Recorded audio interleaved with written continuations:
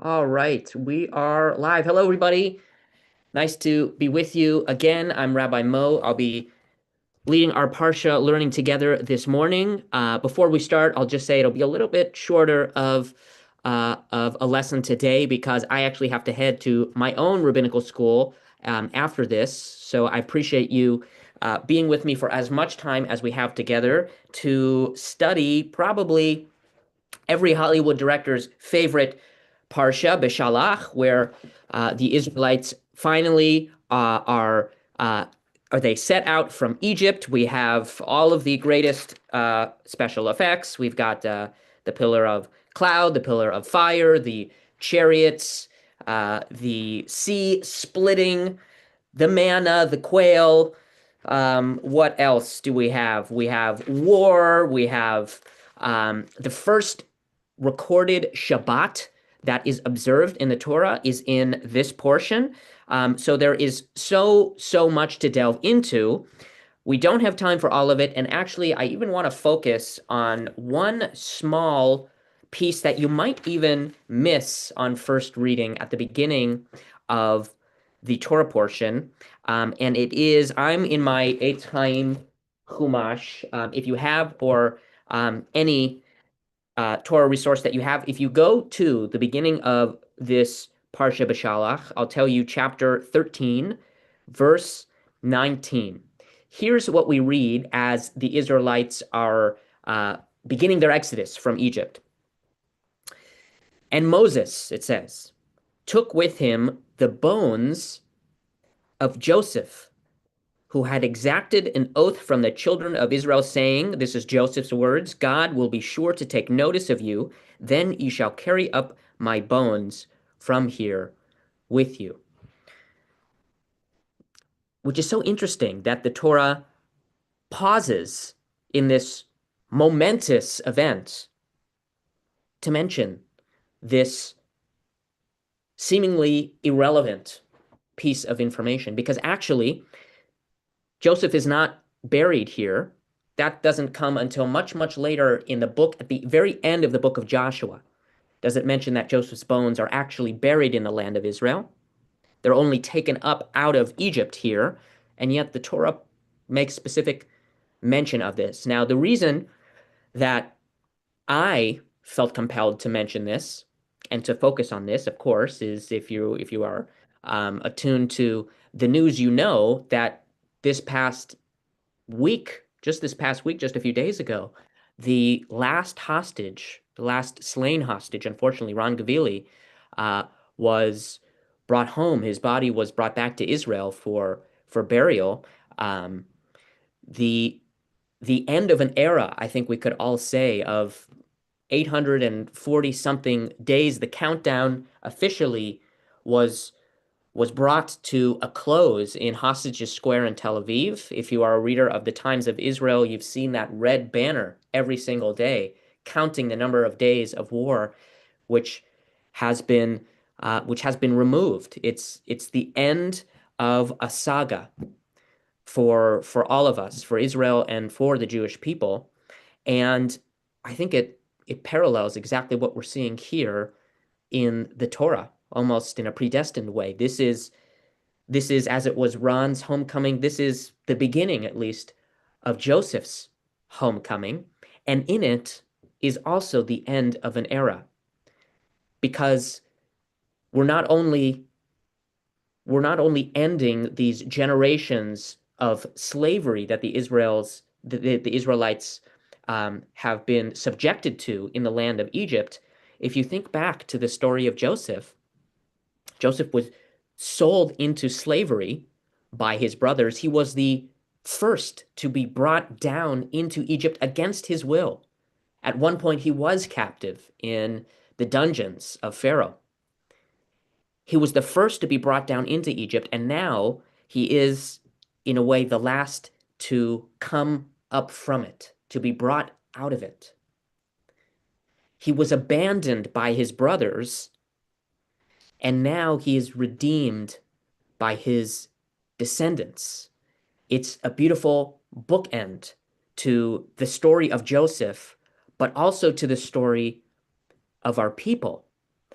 And in it, in this act of carrying physically Joseph's bones out of the land of Egypt, in it is also the fulfillment of a promise. Because if we look at this verse again, we read these are Joseph's words. God will be sure to take notice of you.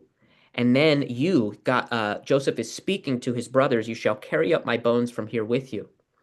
If you have access to a Chumash or a Tanakh, I want us to actually go back to the book of Genesis to see where Joseph is requesting that he is making his brothers swear this oath that they will take up his bones. It's in Genesis chapter 50. Genesis chapter 50. Let's see here. We are in, I believe, Parshat Vayechi. Yep. Genesis chapter 50, verse 25. And if we look there at the end of the book of Genesis, after the death of Jacob, Joseph is on his own deathbed, and his dying wish we read there. I'm just going to turn to that page. Give me one moment. At the very end of the book, literally the second to last verse of the book of Genesis, Joseph's dying wish, he says, I am about to die. He's speaking to his brothers and his sons and those gathered around his deathbed. God will surely take notice of you, meaning those who are still living and those who will continue on after him, and bring you up from this land to the land that he promised on oath to Abraham, to Isaac, and to Jacob. And so Joseph, at that moment, made the sons of Israel swear, saying, when God has taken notice of you, you shall carry up my bones from here. The fulfillment of that oath he made his brothers swore came generations hence. 400 years of slavery the Israelites endured, and now that they are at the moment where they can fulfill the promise that Joseph made his brothers swear to him.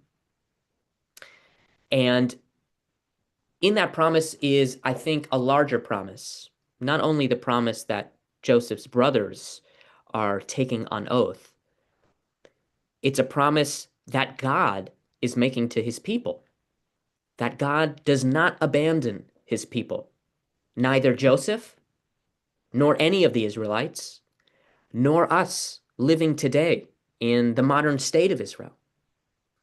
And there too, it's a promise of us to each other, that we do not abandon each other, nor do our soldiers abandon each other, nor do any of the Jewish people around the world abandon each other. Our motto over these last 800 and something days, 2.5 years almost, of this war that now feels it has officially come to a close, our motto, or one of our mottos, was in Hebrew, Ad HaChatufa Acharon, until the very last captive. And we fulfilled that promise with the return of Ron Gavili's remains just this past week. In it too is a legacy of commitment, I would say, and a legacy of Zionism, of passion and patriotism and love of the land of Israel. I want to take us to another place in the Torah, actually in the book of Numbers, where we encounter a story, an incident that you're probably familiar with, the daughters of Tzalafchad, and I'll show you why I'm making mention of them. If we turn to Numbers chapter 27, let's see here, Numbers chapter 27 in Parshat Pinchas, chapter 27, verse 1. Okay. So here we encounter the case of the daughters of Tzalafchad, and here's what it says in chapter 27, verse 1 of the book of Numbers. The daughters of Tzalafchad, of Manassite family, meaning of the tribe of Manasseh, and then it goes to list their partial genealogy. And here's what it says. Manasseh, son of Hefer, son of Gilad, son of Machir, son of Menashe, son of Joseph, son of Yosef, came forward. Now, the question, the question that close readers like our rabbis would pick up on is, why does it bother mentioning Joseph? Joseph, if you recall, was actually not one of the tribal territories in Israel. It was inherited or bequeathed to his sons, Ephraim and Manasseh. So wouldn't it be enough to stop the genealogy at Manasseh? Why mention Joseph at all? And so Rashi, our foremost biblical commentator, says this. He says, just as Joseph held the promised land of Eretz Yisrael dear, and how did he hold it dear? As it is said in the verse from Genesis that we just read, you shall bring my bones up to the land of Israel from here, from Egypt. Just as Joseph held the land of Israel dear, so too his daughters, his descendants held the land dear. As it is said here, give us an inheritance in the land of Israel. We want to be tied to this land, just as Joseph, our ancestor, was tied to and loved this land. I think we can consider Joseph in a way the first Zionist, if that makes sense. I know it's sort of anachronistic in a way, but Joseph, just like Herzl, had his bones reinterred in the land of Israel, was brought there, was called to be there, felt that his story would not be complete unless it was concluded there. So too with the daughters of Tzlafachad, so too with us. We know it's a common custom and a beautiful one to be buried, to have the privilege of burying our loved ones in the land of Israel, and to bring those, both who call it their physical home or who call it their spiritual homeland, to bring them to be buried in the land of Israel, as we saw with Ran Gavili and all of the hostages. So this moment in the Torah portion, and this moment that we are observing right now today, is the end of a journey. It's the end of a saga. It's the end of a war, literally. It's the end of 400 years of slavery and servitude. It's the end of 2.5 years almost of praying and waiting and hoping and protesting. But it is also the beginning of a much longer journey ahead, I think. In our Torah, it is the journey of the Israelites from Egypt, yes, but now toward Sinai. Egypt is behind them, but Sinai is before them. And so the journey that they are now making is one from slavery to freedom, from seeing themselves as beholden to another to now having autonomy in service of a larger purpose. And so it's a journey of redefinition that the Israelites are on. And as we know from the rest of the Torah that is ahead, it's not an easy journey that they have to take. It is arguably even a more challenging one of learning how to be a free people, of building a free society. Even in the rest of this Parsha, we see that the Israelites are not all ready to take that journey.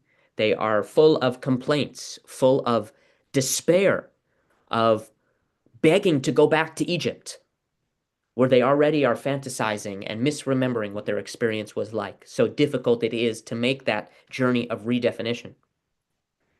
And for us too, the Jewish people and the Israeli people, it is also a journey that we have ahead. I think no one said it better than former living hostage, Rom Berslavsky.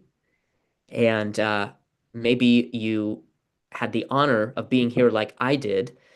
I don't believe it was this past year, but the year before at Simchat Torah, when Rome was still a hostage, and his mother, Tammy, came to our synagogue and pleaded with us and begged with us that we bring him home. And God willing, Baruch Hashem, he has come home. And here's what he said at the ceremony at Hostages Square just this past week, the ceremony officially concluding the countdown. He said, we, the people of Israel and the Jewish people, we now go from one war to another, to a war that will be much more difficult, the war of rehabilitation, of rehabilitating our people after this tremendous trauma we have all endured, personal trauma and collective trauma. It's that war of rehabilitation that will be even the more difficult one than the one that we, the IDF, has fought, and that we have fought in support of all those on the front lines and of their families, all those who have suffered in these past 2.5 years. Just like the war of redefinition for the Israelites was the more challenging war, spiritually and mentally and psychologically, so too this war of rehabilitation will be the real challenge that we have to face. And so I leave us again with a motto. Remember, the motto that has carried us, that has been our clarion call over these past 2.5 years, has been Ad HaChatuf Acharon, that we do not abandon our brothers and sisters, that we are responsible for each other. There's that promise, but there's also the hope and the fighting call of B'yachad Nenatzeach, that together we will win. It's our community and our collective spirit and our feeling of togetherness and unity that has brought us to this moment, has allowed us to bring back Ron and the other hostages, and it will be that same camaraderie that carries us forward to win this new war that we have to fight of rehabilitating our people. And so I bless us that just as the Israelites were able to come together at Mount Sinai and were able to hear the call of God and be there, as our tradition says, as one people and one heart, so too, as we come together as one people with one heart, we can inspire each other and lean on each other and lift each other up for this next journey that we begin officially right now, this journey of rehabilitation. And I'm privileged to be on it with you, with all who hold Torah dear, with all who hold Israel dear, and with all who will fight for it, because we do have a battle ahead.